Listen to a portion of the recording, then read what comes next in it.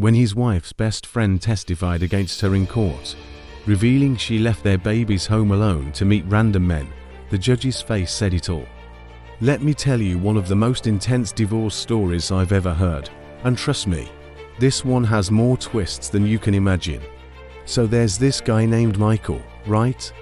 34 years old, married for 8 years with 2 young kids, a 3-year-old daughter and a 4-year-old son. Michael thought he had a good marriage despite some unconventional choices they made early on.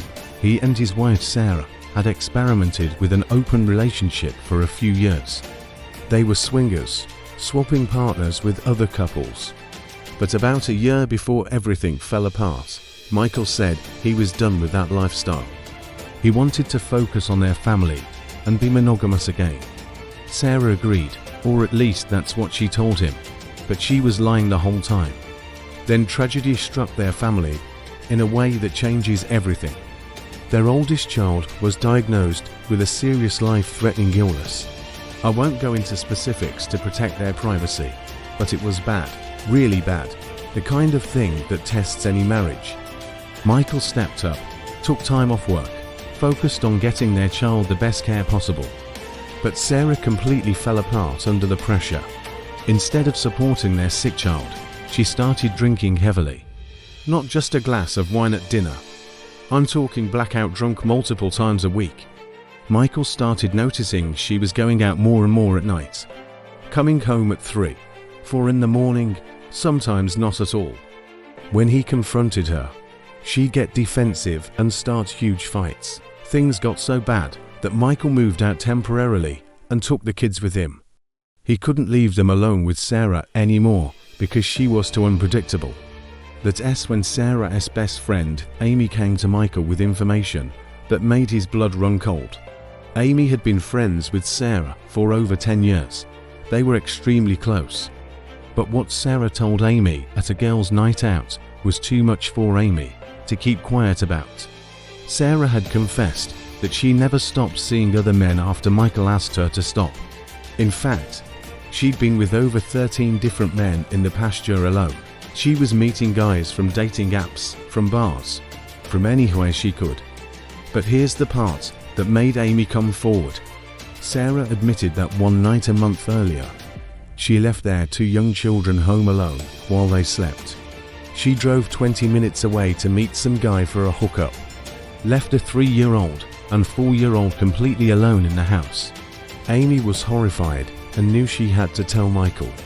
She also told him that Sarah was planning to drain their bank accounts. Sarah wanted to live rent-free in Michael's house while cheating on him and spending his money.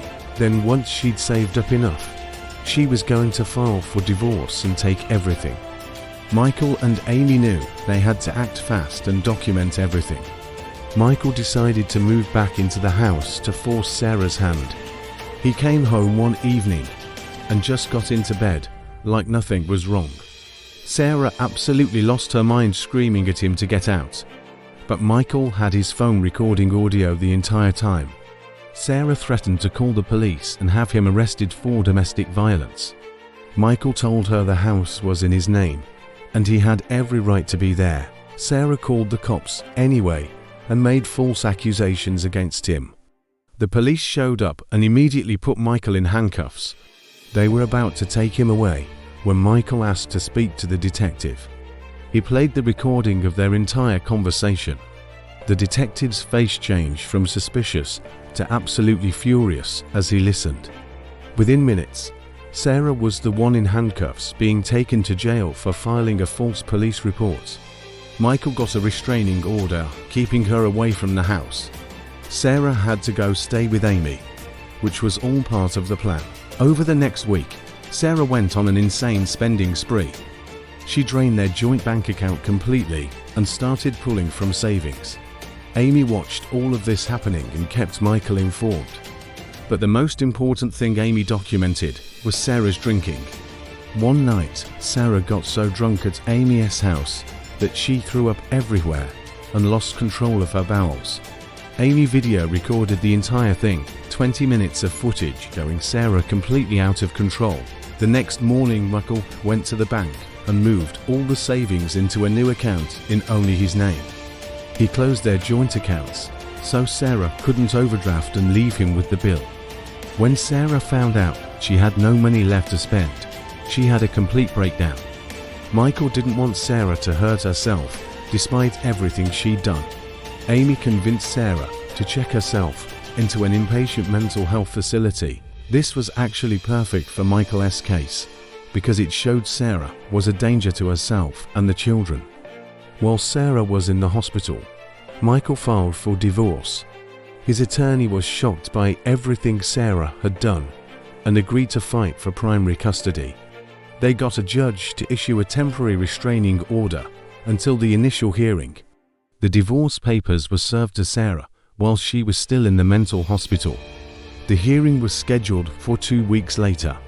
Sarah showed up with her own attorney, looking composed and ready to fight. Since it was just a preliminary hearing, her lawyer didn't know what evidence Michael had. She told the judge that Michael was abusive and controlling, that his behavior drove her to have a mental breakdown and check into the hospital. She cried. She was emotional. She put on an incredible performance. Then Michael's attorney started presenting evidence, bank records showing the spending spree, the audio recording of her threatening to falsely accuse him. But the moment that sealed Sarah's fate was when Amy took the stand.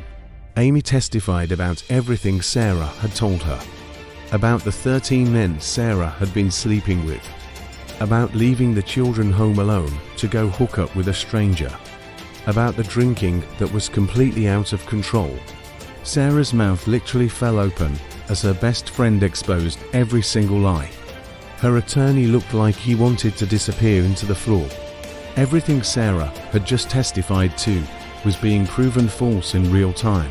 The judge's expression went from neutral to disgusted as Amy continued testifying. Michael was awarded sole custody of both children. Sarah was only allowed supervised visitation until she completed rehab and mental health treatment. They settled out of court a few weeks later. Michael kept the house after paying Sarah a small portion of the equity. He kept all his investment accounts and retirement savings. He got custody 80% of the time, with a graduated visitation schedule for Sarah. Sarah had to move back in with her mother. She bounced from job to job for the next 2.5 years. Her relationship with her kids became strained because she'd missed so much of their lives. Michael focused on his children and getting his sick child the treatment they needed. 5 years later, life is completely different for Michael. His child's health improved significantly with proper treatment and care. He's in a new healthy relationship with someone who actually supports the family. His kids are doing well in school and therapy. And Sarah is no longer his problem. So what can we learn from this absolutely crazy story? First, false accusations destroy lives, and they can backfire spectacularly. Second, document everything when you suspect something is wrong. Third, sometimes the people closest to the situation have to speak up. Amy risked a 10-year friendship to protect the innocent children.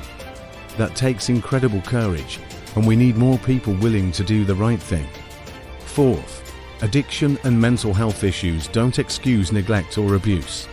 Sarah needed help, but that didn't give her the right to endanger her kids. And finally, the truth always comes out eventually. You can't build a case on lies because eventually someone will expose them. Get audio recordings where legal, save text messages, keep financial records, and most importantly, prioritize the safety of any children involved. They didn't ask to be in this situation, and they deserve protection. If this story resonated with you, hit that subscribe button right now. Drop a comment below telling me if you think Amy did the right thing by testifying. Share this with anyone who might be going through a difficult divorce or custody battle. Sometimes you need to hear that you're not alone and that justice is possible. Thanks for watching, and remember, always put your kids first. I'll see you in the next one.